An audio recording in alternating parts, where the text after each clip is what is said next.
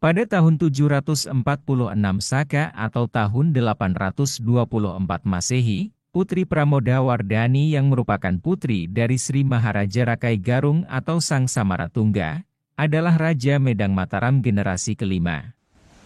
Putri Pramodawardhani, dengan restu dari para guru bihu, meresmikan sebuah pembangunan, Candi Wenwana, yang diperuntukkan untuk menghormati arwah para leluhur Raja-Raja Shailendra Medang. Yang tidak lain, Raja-Raja Shailendra Medang adalah leluhur dari Putri Pramodawardhani. Atas bantuan dari penguasa bawahannya yang bernama Rakrian Empu Palar, yang merupakan rakai atau penguasa bawahan dari ayahandanya Sri Maharaja Rakai Garung atau Samaratungga. Rakrian Empu Palar membebaskan beberapa desanya untuk dijadikan tanah sima atau tanah hadiah yang diberikan kepada Putri Pramodawardhani. Wilayah tanah hadiah itu diberikan untuk keperluan pembangunan candi Vajranala yang indah, yang diperuntukkan untuk menghormati tempat kebumian dari Abu Jenazah Sri Maharaja Dyah Dharanindra, yang merupakan leluhur dari Putri Pramodawardhani.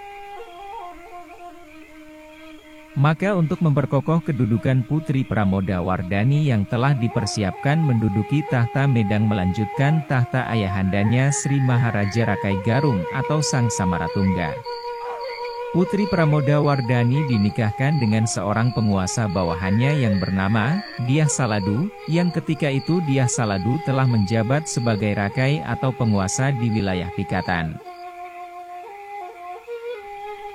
Perkawinan Putri Pramodawardhani dengan Dyah Saladu sang penguasa wilayah Pikatan, disambut baik oleh seluruh penduduk Medang. Dikarenakan perkawinan ini menyatukan dua kepercayaan besar yang dipegang teguh oleh penduduk Nusa Jawa. Putri Pramodawardhani yang memeluk ajaran Mahayana, dan Dyah Saladu sang rakai Pikatan yang memeluk ajaran Shiva. Juga perkawinan ini menyatukan kembali para keturunan dari Wangsa Shailendra dan Cicit Ratu Sanjaya yang telah lama saling berseteru. Perkawinan Putri Pramodawardhani dan Dyah Saladu Rakai Pikatan telah membangun kesejahteraan penduduk Medang. Penduduk Medang yang memeluk agama Shiva dan Buddha Mahayana dapat hidup rukun dan damai di wilayah Medang. Dan dari hasil pernikahan Putri Pramodawardhani dengan Dyah Saladu sang rakai Pikatan, mereka memiliki seorang putra yang diberi nama Garba, Dyah Lokapala.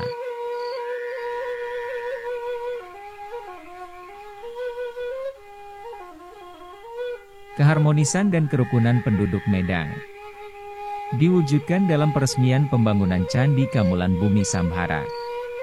Pada tahun 764 Saka atau 842 Masehi, di mana penduduk Mataram yang beragama Shiva ikut serta dalam upacara peresmian pembangunan Candi Kamulan Bumi Sambhara yang diselenggarakan Permaisuri Pramodawardhani dan Dyah Saladu Rakai Pikatan yang beragama Shiva.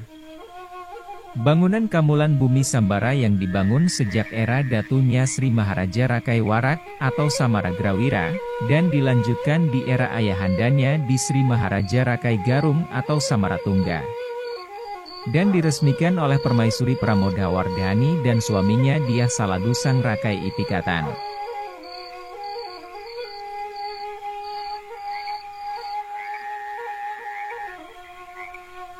5 tahun setelah peresmian Kamulan Bumi Sambhara, pada tahun 768 Saka atau tahun 847 Masehi, Sri Maharaja Rakai Garung, yang merupakan ayahanda dari Putri Pramodawardhani mangkat dikarenakan usianya yang telah senja. Sehingga seluruh Nayaka Praja Medang, sepakat menobatkan Putri Pramodawardhani sebagai pelanjut tahta Medang. Ia dinobatkan dengan gelar Sri Kahulunan, sedangkan suaminya Dyah Saladu dinobatkan sebagai Raja Medang dengan gelar Sri Maharaja Rakai Pikatan. Pengangkatan Putri Pramodawardhani dan suaminya Dyah Saladu sebagai Raja dan Permaisuri Medang, mendapatkan penolakan dari pamandannya yang bernama Balaputra Dewa. Yang tidak lain Balaputra Dewa adalah putra bungsu dari datunya Sri Maharaja Rakai Warak. Karena pamandannya Balaputra Dewa merasa lebih berhak atas tahta Medang yang pernah dipimpin Sri Maharaja Rakai Garung, kakak ipar dari Paman Balaputra Dewa, yang tidak lain ayah dari Pramodawardhani. Terjadilah ketegangan di antara para nayaka Praja Medang, antara Balaputra Dewa yang didukung Empu Kumbayaoni sang penguasa wilayah Walahing, dengan kemenakannya Permaisuri Pramodawardhani yang didukung suaminya Sri Maharaja Rakai Pikatan. Akibat dari perselisihan yang terjadi di antara para petinggi Medang, Sri Maharaja Rakai Pikatan memutuskan memindahkan Kutaraja Medang yang semula berada di Mataram, ia pindahkan di wilayah Mamrati. Puncak dari perselisihan antara para petinggi dalam memperebutkan tahta Medang ditandai dengan terjadinya peperangan antara pasukan Balaputra Dewa yang didukung Empu Kumbayoni sang penguasa wilayah Walahing, menghadapi pasukan Permaisuri Pramodawardhani yang didukung suaminya Sri Maharaja Rakai Pikatan. Peperangan besar di antara para terah Shailendra itu terjadi di Desa Iwung, di antara perairan Sungai Tangkisan Tawangsari.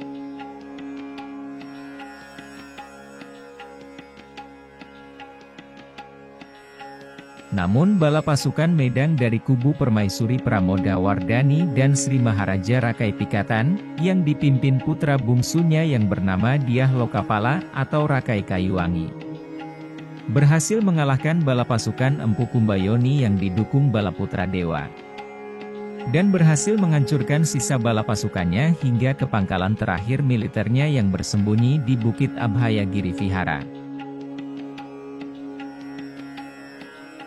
Dengan keberhasilannya memenangkan peperangan dan mempertahankan tahta Medang, semakin kokohlah kedudukan Sri Maharaja Rakai Pikatan dan permaisurinya Pramodawardhani sebagai penguasa Medang, melanjutkan kekuasaan Wangsa Shailendra di bumi Jawa.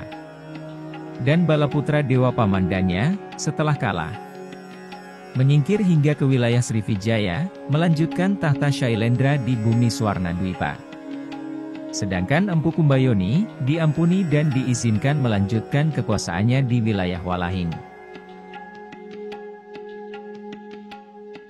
Namun, setelah Permaisuri Pramodawardhani dan suaminya Sri Maharaja Rakai Pikatan berkuasa penuh atas tahta Medang, Sri Maharaja Rakai Pikatan lebih berkuasa atas kebijakan-kebijakan dalam pemerintahan Medang.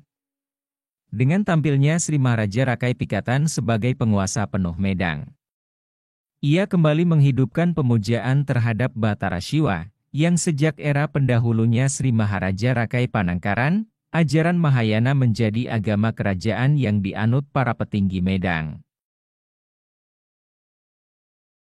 Sri Maharaja Rakai Pikatan mulai kembali membangun Siwagraha atau bangunan pemujaan terhadap Batara Shiva, melanjutkan tradisi yang dilakukan leluhurnya Ratu Sanjaya, sang pendiri kerajaan Medang.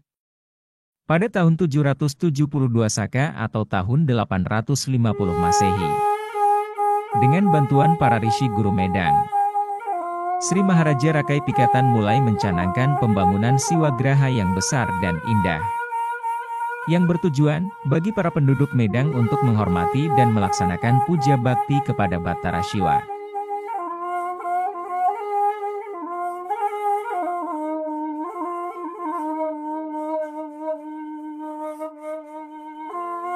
Setelah memimpin tahta Medang selama hampir 10 tahun, dan berhasil menghidupkan kembali ajaran Shiva menjadi ajaran resmi kerajaan Medang, pada tahun 778 Saka atau 856 Masehi. Di usianya yang telah senja, Sri Maharaja Rakai Pikatan memutuskan untuk menempuh jalan Manurajasunya. Ia memilih hidup sebagai Brahmana dan meninggalkan segala urusan duniawi. Tahta Medang, ia kuasakan kepada putranya yang bernama Dyah Lokapala, putra dari pernikahannya dengan Permaisuri Pramodawardhani.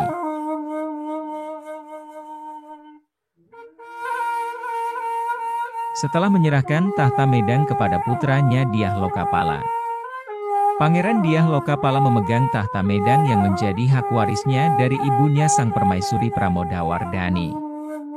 Dyah Lokapala dinobatkan sebagai Raja Medang dengan gelar Sri Maharaja Rakai Kayuwangi.